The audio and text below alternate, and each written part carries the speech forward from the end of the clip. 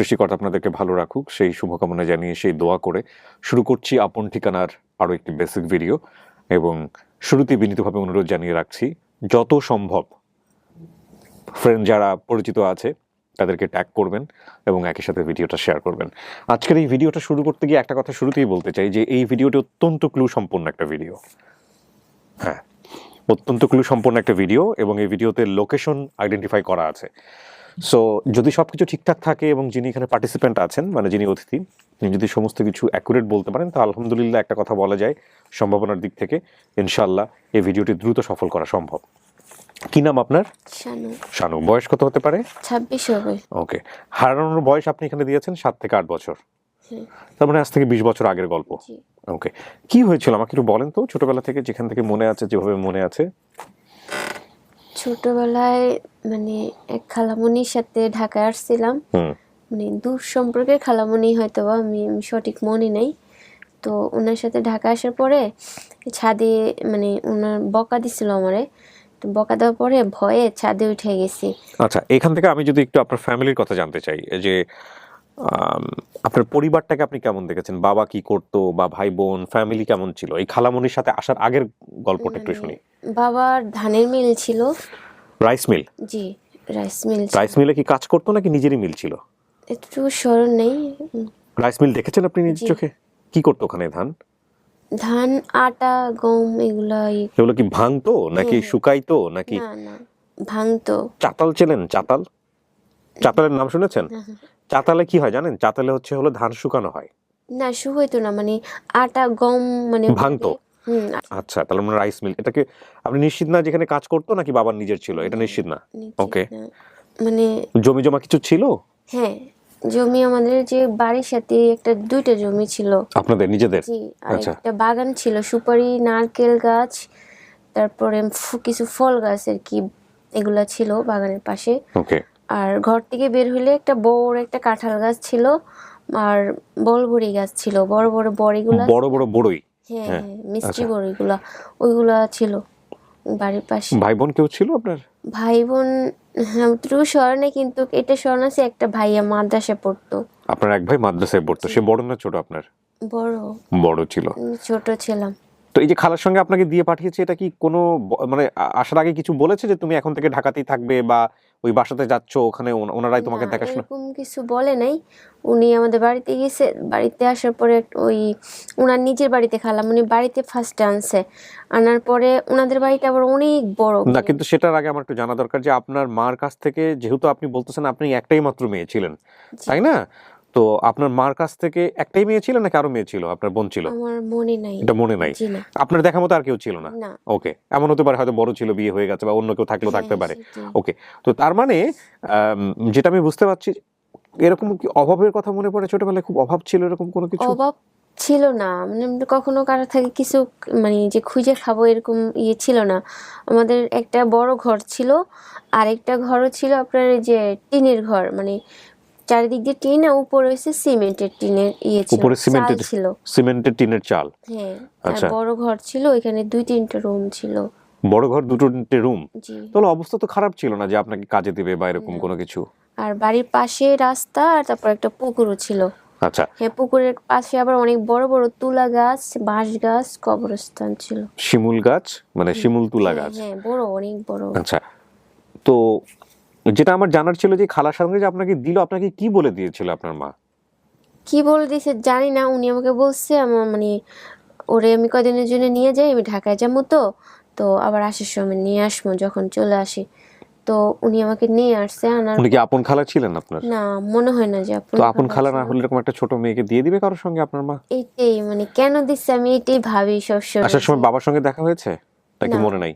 না, বাবার সাথে দেখা হয়নি। এর আগে কখনো ঢাকায় আমি এসেছেন? যখন চলে আসতেছি আম্মু আমাকে অনেক দূর পর্যন্ত হাইটা আগায় দিয়ে গেছে। আচ্ছা, তো এর আগে কি ঢাকায় কখনো আসছেন? না, এই ফার্স্ট। এই প্রথম আপনি ঢাকায় আসতেছেন? আর আমি তখনও ছোটবেলায় গাড়িতে উঠতে অনেক ভয় পেতাম। কিভাবে আসছিলেন মনে আছে? গাড়িতে চড়ে? বাসে করে আসছি। ফার্স্টে বাস স্ট্যান্ড রিক্সা দিয়ে আসছি, আসার পরে ওইখান থেকে বাসে উঠছে। বাসে উঠে? বাসের থেকে নামার পরে আবার সিএনজি দিয়ে এই যে মোয়াখালী থেকে হারিয়ে গেছে। আচ্ছা, তো বাস থেকে যে আপনি বাসে করে যে আসছিলেন, কতক্ষণে আসছিলেন? অনেক টাইম লাগছে, রাত হয়ে গেছে আস্তে আস্তে। আশেপাশের একটু যদি বলি, যে বাড়ি থেকে আসতেছেন সেটা আপনার বাবার বাড়ি, জি। নানার বাড়ি, আশেপাশে পরিচিত এরকম কোনো এলাকা? আমাদের বাড়ি থেকে মনে করেন মাঝখানে অনেকগুলা জমি, জমির মানে একটা বিশাল বড় বাড়ি ছিল, ওটাকে মানে বাগান বাড়ি বলতো বা ভূতের বাড়ি এরকম একটা কিছু বলতো, কারণ অনেক গাছ ছিল, অনেক ভয়ঙ্করের মতো বাড়িটা ছিল, অনেক বড় বড় মানে ঘর ছিল এখানে। ওইখান থেকে আবার অনেক মানুষকে ওই বাড়ির থেকে খাবার দাবার দিত, এমনকি বরঞ্চ ওই বাড়ির থেকে আমার দাদি বুড়া ছিল তো, ওনাকেও রোজার সময় খাবার পাঠাইতো ওই মানে দাদিকে খাবার দেওয়া হতো, ওই বাড়ির লোকজন দিত? হ্যাঁ, আচ্ছা, ওনারা খাবার দিত। এই বাড়িটা আপনার বাড়ি থেকে কত দূর ছিল? 4-5টা জমি পরেই? হ্যাঁ হ্যাঁ, এরকম বিশাল বড় জমি অনেকগুলা ছিল, এই জমি দিয়ে মাঝখান দিয়ে হাইটা মানে জঙ্গল বাড়ি বা ভূতের বাড়ি বলতো লোকজন, ছোটবেলায় আপনারা এরকম শুনেছেন? আমরা ছোটবেলা ওইখান থেকে অনেক বড় মানে টোকাইতে যেতাম, আম টোকাইতে যেতাম, তেঁতুল টোকাইতে যেতাম। ওখানে মানুষজন থাকতো নিশ্চয়ই? থাকতো খুব কম, কিন্তু অনেক ঘর ছিল, ভয়ে অনেকে যাইতো না। আচ্ছা, যেগুলো কি পাকা ঘর, ভাঙাচোরা এরকম কোনো? দুয়ার গুলো অনেক পাকা, আর এমনিতে বড় ঘর। এখানে আপনার নানুর বাড়ি কোথায় ছিল? নানুর বাড়ি আরো দূরে। নানুর বাড়ি থেকে দাদুর বাড়ি কতটুকু দূরে? রিক্সা দিয়ে যাওয়া লাগতো। রিক্সা দিয়ে যাওয়া লাগতো, আচ্ছা। আর আমি রিক্সাতে উঠতে অনেক ভয় পাইতাম, তো আম্মু আমাকে জোর করে ধরে নিয়ে যেত, তারপরে আমার ভয় পাওয়ার জন্য মানে অনেক সময় হাইটাও নিয়ে যেত। তখন নানা আমাকে অনেক আদর করতো, নানা ছিল মনে আছে, নানা অনেক আদর করতো। নিয়ে গেলে নানা যখন ওই যে রোজার সময় মসজিদে হইতো না, মানে যে কথা বলে না রোজার শেষের দিকে, ওইটাতে বসতো, পরে আমি দেখা করতে যে খাবার দিতে যেত, তখন আমিও সাথে যেতাম, ইতেকাফ যেটাকে বলে। পরে আমাকে খেজুর দিত, জিলাপি দিত, মানে কথা বলতেন এমনি আদর করে মুছে রুছে দিত আর কি এখানে। আমার নানা বাড়ির অবস্থা ভালো, নানাদেরও 3টা ঘর ছিল, একটা রান্নাঘর মানে সবকিছু রাখার জন্য, আর 2টা বড় বড় ঘর ছিল, উঁচা উঁচা মানে পাকা করার মতো ঘর ছিল। আর নানা অনেক গৃহস্থী করতো, মানে মিষ্টি কুমড়া, তারপরে এমনি অনেক কাঁচা মরিচ, মানে অনেক সবজি চাষ করতেন। জি। আচ্ছা, নানার নাম মনে আছে? না, ওদের কারো নাম মনে নেই। আচ্ছা, বাবার নাম কি? বাবার নাম আনসার আলী। আনসার আলী। মায়ের নাম? মায়ের নাম খায়রুন্নেসা। খায়রুন্নেসা। আপনার নাম হচ্ছে শানু। জি। আপনার যে ভাইটা ছিল সে ভাইয়ের নাম কি ছিল? মনে নাই। ভাইয়ের নাম মনে নাই, শুধু মা আর বাবার নাম মনে আছে, এছাড়া আর অন্য কারো নাম? অন্য কারো নাম মনে নেই, মানে সবাই বলতো যে আগে মানে ওই 2টার নামই স্মরণ আছে আমার। আপনার একটা হিডেন ক্লু আছে আপনার শরীরে, সেটা আপনাকে আমি এখন বলতে নিষেধ করব। এটা কি আপনার মা কিংবা বাবা জানে? তো আমি ছোটবেলা থেকে এটা আমার। আচ্ছা, এখানে যে শব্দটা উনি উচ্চারণ করেছে উনি বলেই ফেলেছে কোথায় আছে, আমি শব্দটা মিউট করে দিচ্ছি। তো এটা ছোটবেলা থেকেই ছিল? আচ্ছা, কারণ আপনার মার জানার কথা এটা। আর আমি যেখানে দেখতে পাচ্ছি ফর্মে আপনার 2টো এলাকার নাম মনে আছে, নানুর বাড়ির এলাকার? নানুর বাড়ি শশিয়া, হ্যাঁ, আর নিজের বাপের বাড়ির নাম ছোট পটিয়া। এটা কি ছোট পটিয়াই হবে? আপনি নিজে? আমি মানে সবসময় বলতাম ছোট পটিয়া, আবার অনেকে বলতো যে ছোট পটিয়াও আছে বড় পটিয়াও আছে, মানে আমার বাপেরটা হচ্ছে ছোট পটিয়া, মানে আমাদের এলাকার নাম হচ্ছে ছোট পটিয়া, আর নানুর বাড়ি হচ্ছে শশিয়াতে। তো এই ছোট পটিয়াতে গিয়ে আপনার বাবার নাম ধরে জিজ্ঞেস করলেই পাওয়ার কথা, তাই না? আনসার আলীকে। জি। আচ্ছা, ওনার পেশা ছিল? ধানের মিল ছিল। ধানের মিলে কাজ করতেন বা ধানের মিল ছিল ওনার? উনি আবার ওই যে মানে শীতকাল আসলে খেজুরের রস পাড়তো, খেজুর গাছে যে পাকা পাকা খেজুর ওইগুলো পাড়ে নিয়ে আসতো, মাছ ধরতো রাতে। এই মনে আছে একবার অনেক বড় একটা শোল মাছ ধরে আনছিল রাতে, আমরা দেখে অনেক খুশি হয়ে গেছিলাম। আচ্ছা, তো আমি এখানে একটা কথা বলি প্রিয় দর্শক এবং শ্রোতা, এই শশিয়া পটিয়া কোন জেলায় আছে আমরা জানি না, এটা ওদের এলাকার নাম, গ্রামের নাম, যাই বলি না কেন। এটা ধরে যদি আপনারা আগান তাহলে আমাদের মনে হয় যে এই জিনিসটা অনেক সহজ হয়ে যাবে। আর আমার নানুর বাড়ি তো মানে মেইন রোড ছিল, অনেক বড় বাজার ছিল নানুর বাড়ির পাশে, অনেক বড় বাজারটা ছিল, স্কুল কলেজ এগুলা ছিল। আর তারপরে ওইখান থেকে একটা কাঁচা রাস্তা আছে, ওইখান দিয়ে আমরা নামতাম, একটা ব্রিজ আছে নানুর বাড়িতে ঢুকার বড় ব্রিজ মেইন রোডে, তখন ওইখান থেকে আমরা নিচে যখন নামতাম, এই খাল আছে একটা অনেক বড় খাল, ওইখানে অনেক মাছ ধরতো মানুষে। আপনি যে জায়গাটায় আছেন, যে আপনি রাগ করে যে বাসায় নিয়ে এসছে, সে বাসার সাথে রাগারাগি হয়েছে, কোনো একটা কথা কাটাকাটি মানে হয়েছে, হ্যাঁ আমাকে একটা থাপ্পড় মারছিল।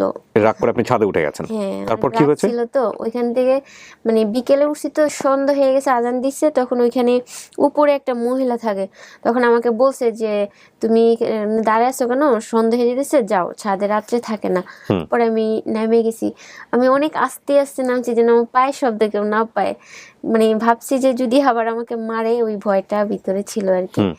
পরে আস্তে আস্তে ওইখান থেকে নামার পরে আমি বের হয়ে গেছি রাস্তায়। রাস্তায় আমার তখন আমার হাতে 10 টাকা ছিল। আচ্ছা। ওই মানে ভাবছিলাম যে একটা চিপস কিনবো, তো ওখান থেকে বের হয়ে গেছি। ওইখান থেকে বের হলে একটা মসজিদ আছে, আবার হ্যাঁ। মসজিদে একটা লোক, মানে অন্ধ লোক, হুম। ওখানে কাপড় চোপড় বিক্রি করতো উনি। ওকে। মসজিদের পাশে কাপড় চোপড় বিক্রি করতো, ওই আশেপাশে দোকান ছিল, অনেক দূরে ছিল। ওইখান থেকে হাঁটতে হাঁটতে একটা চিপস কিনছি, পরে আবার মানে এক গলি থেকে আরেক গলি গেছি, তো আর মানে বাসা চিনি নেই, রাত হয়ে গেছে যে, হুম। এই জন্য আর চিনতে পারিনি, তারপর? ছোট ছিলাম। পরে হাঁটতে হাঁটতে আবার অনেক দূর পর্যন্ত চলে গেছি, এক জায়গায় অনেকক্ষণ দাঁড়িয়েছিলাম।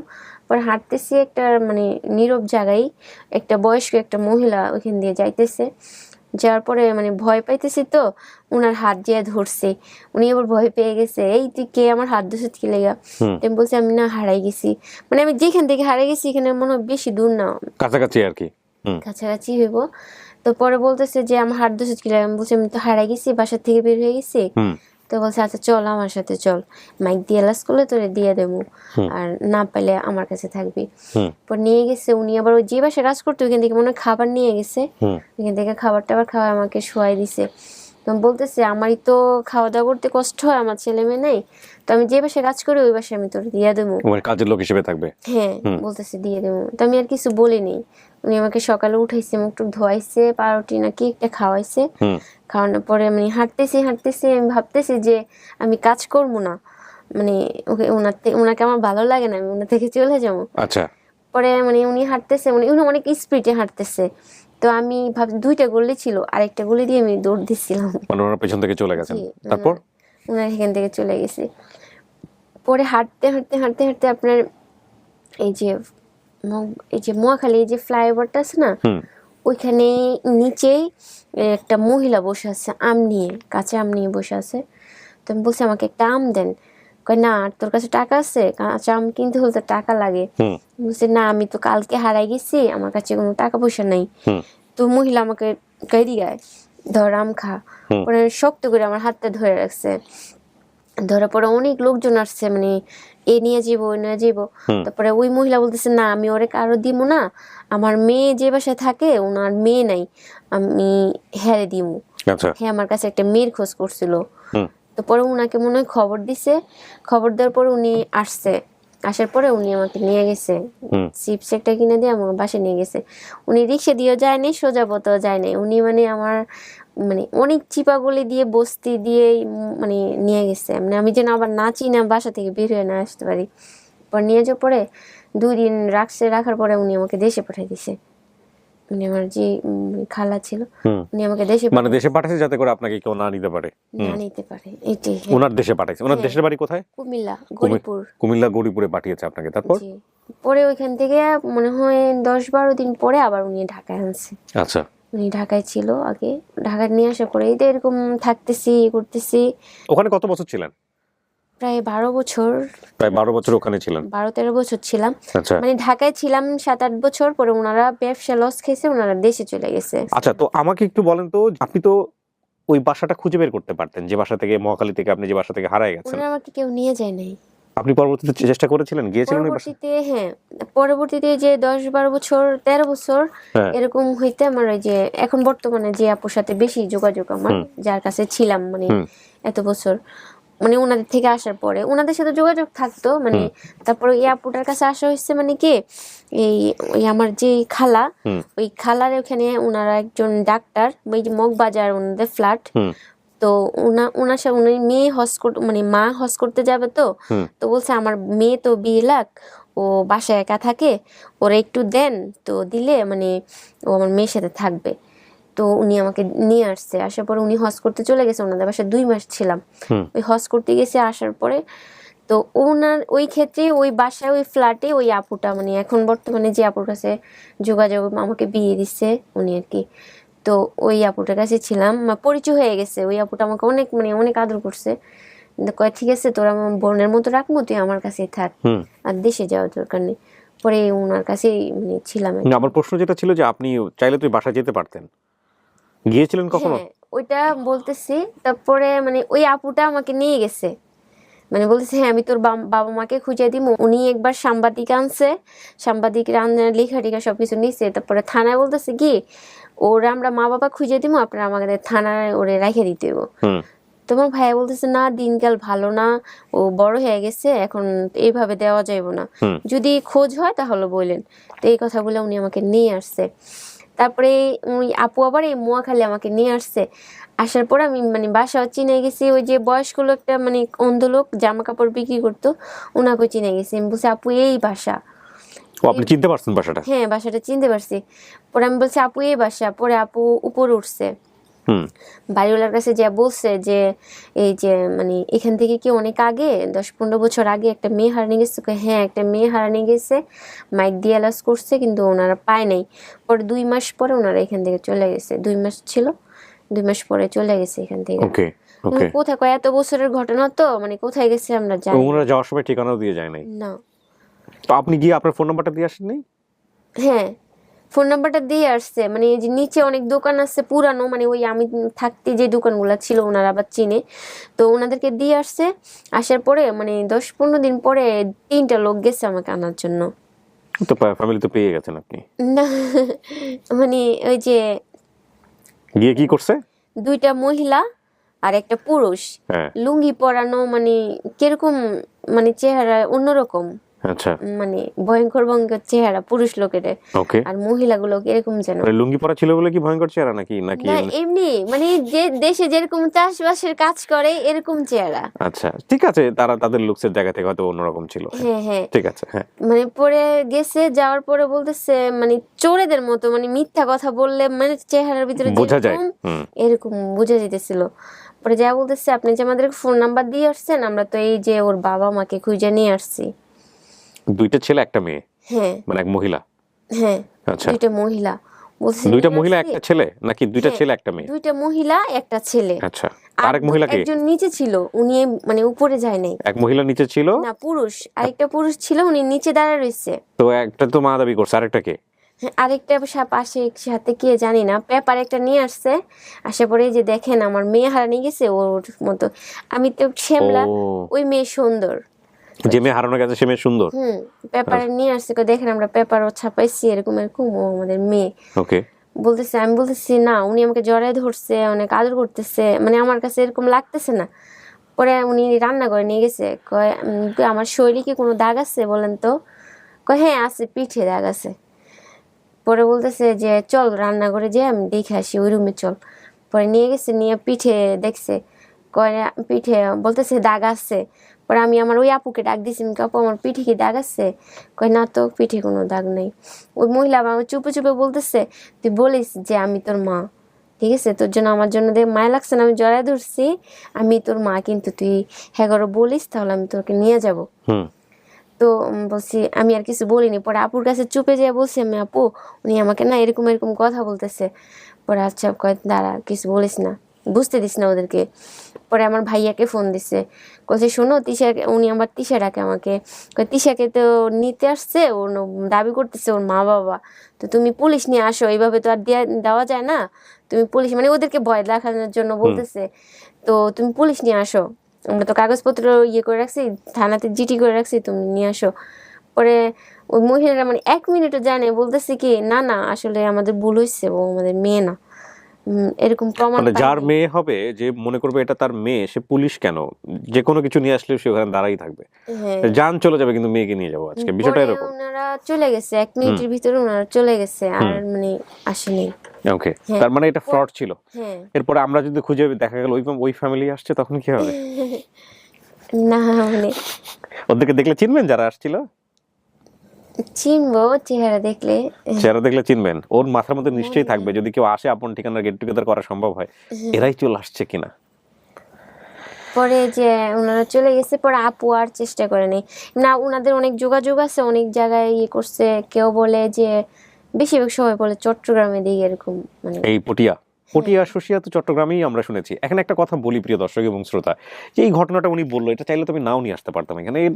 ক্লুর সাথে কি সম্পর্ক? কোনো সম্পর্ক নাই। বাট এখানে অ্যাওয়ারনেসের একটা অনেক বড় ব্যাপার আছে। আমাদের বেসিক ভিডিওতে যারা আসেন তাদেরকে আমি সবসময় যে কথাটা বলি, আমরা যেহেতু ওপেন সোর্স নিয়ে কাজ করি, লাইক আমাদের এই বিষয়গুলো পাবলিক প্ল্যাটফর্মে আসে, সেখানে কেউ কমেন্টস করেন, সেখানে বলেন আমি চিনি, ফোন নাম্বার দিয়ে দেন, এবং আমরা তাদেরকে স্ট্রিক্টলি বলে দিই, দয়া করে আপনারা নিজেরা যোগাযোগ করবেন না, দয়া করে যোগাযোগ করবেন না, বারবার বলে দিই। এবং তারা যোগাযোগ করেন না। এখন পর্যন্ত আমরা এরকম কেস পাইনি যে নিজে থেকে যোগাযোগ করেছেন। কারণ এই যোগাযোগের কাজটা আমরা অফিসিয়ালি করি, আমরা বিভিন্ন তথ্য বের করি, সমস্ত কিছু বের করার পরে তারপরে আমরা মুখোমুখি করি।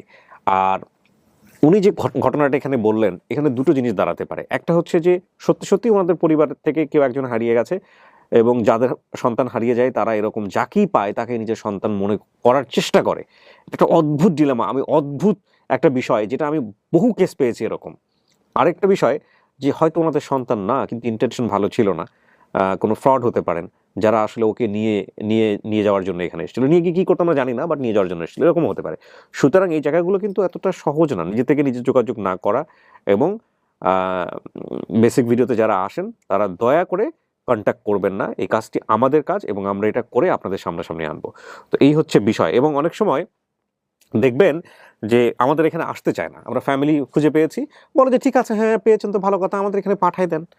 আচ্ছা ঠিক আছে, সমস্যা নাই, মেয়ে এত বছর পরে আসছে, ছেলে এত বছর পরে আসছে, আমাদের এখানে পাঠাই দেন। এবং আমরা ওইভাবে পাঠাই দেই না। তার প্রধান কারণটা হচ্ছে, এটা পাবলিকের জানার অধিকার আছে। যেহেতু পাবলিক এটা শেয়ার করেছে, পাবলিকের জানার একটা অধিকার আছে কার কাছে উনি যাচ্ছেন, তাদের বাড়ি কোথায়, তাদের ঠিকানা কি, তাদের আশেপাশের লোকজন কেউ চেনে কিনা। এবং ডেফিনেটলি এটা একটা প্রুফ হিসেবে, ডকুমেন্টস হিসেবে থাকে। এটা শুধু ভিডিও ডকুমেন্টস না, এটা একটা রিটেন ডকুমেন্ট হিসেবেও আছে। ওনারা যখন এখানে আসেন তখন ওনাদেরকে একটা পেপার সাইন করতে হয় যে আমরা এই ভিডিও করার স্বেচ্ছায় অনুমতি দিচ্ছি।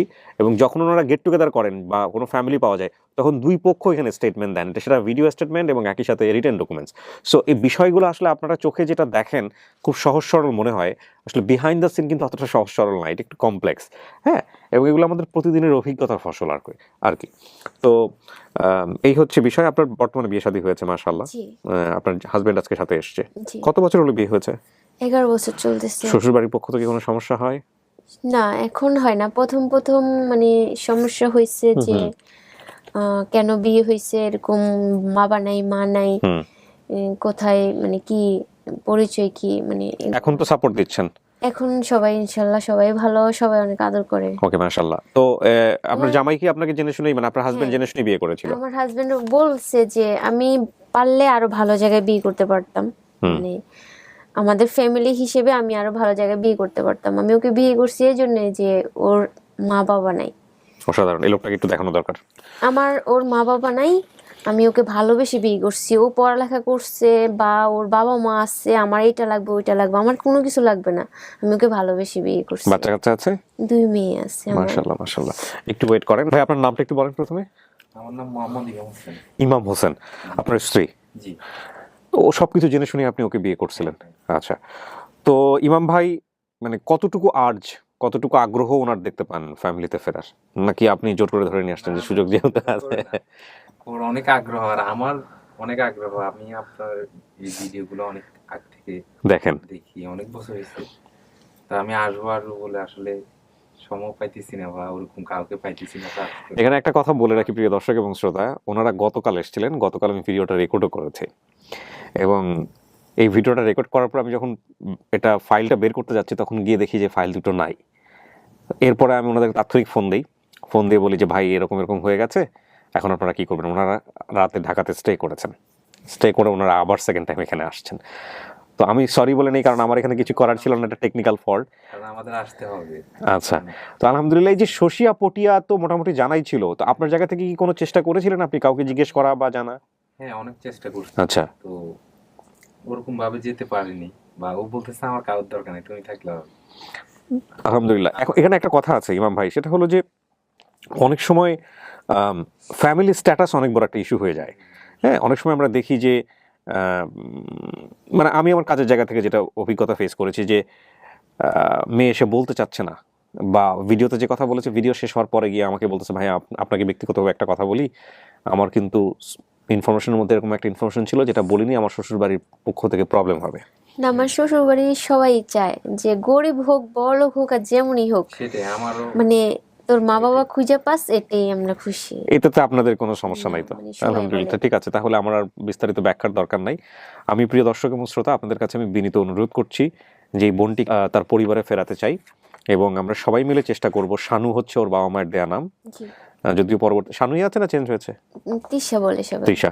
তো এই শানুকে আমরা তার বাবা মায়ের কাছে ফেরাতে চাই এবং পিতৃ পরিচয়ের কাছে ফেরাতে চাই। তো আমরা সবাই মিলে চেষ্টা করব with the name of almighty Allah, বেশি বেশি করে ভিডিওটা শেয়ার করব। শুধু শেয়ার না, আমরা ট্যাগও করব। আর এই পটিয়ার কারা আছেন, ছোট পটিয়া এবং শসিয়া, এই দুটো এলাকাতে যদি আপনারা চষে ফেলেন, সবাই মিলে খোঁজেন, তাহলে এটা খুব সহজেই বের করা সম্ভব। তো ইনশাআল্লাহ, আল্লাহ চাইলে। জি, খালামণি আছে, খালামণির মুখে দাগ আছে একটা। স্কুল টিচার, হ্যাঁ কালকে বলেছিলেন আপনি, আমার মনে আছে। স্কুল টিচার আপনার খালামণি, প্রাইমারি স্কুলের টিচার কি? জি। প্রাইমারি স্কুলের টিচার। বসন্তের দাগ আছে। বসন্তে না, জন্মের দাগ কালো। কালো দাগ আছে। জি। তো এই খালামণি যদি আমাদের ফ্যামিলি যদি পাওয়া যায়, তাহলে এই খালামণিকে সাথে করে নিয়ে আসতে হবে ডেফিনেটলি। খালামণিকে দেখলেই তো মোটামুটি সবকিছু। মায়ের আগে খালাকে দেখবেন, তাহলে জন্মের দাগ কোথায়? আমার বাবার দাড়ি ছিল। বাবার দাড়িও ছিল, জি। মাশাআল্লাহ। চলেন দেখা যাক, আমরা জানি না কি অবস্থায় আছে পরিবার, তবে আমরা সবাই মিলে শেয়ার করবো প্রিয় দর্শক এবং শ্রোতা, আমরা যেন খুব দ্রুত একটা ভালো সংবাদ নিয়ে ফিরে আসতে পারি, সেই প্রত্যাশায় আজকের মতো এখানেই শেষ করছি। আসসালাম।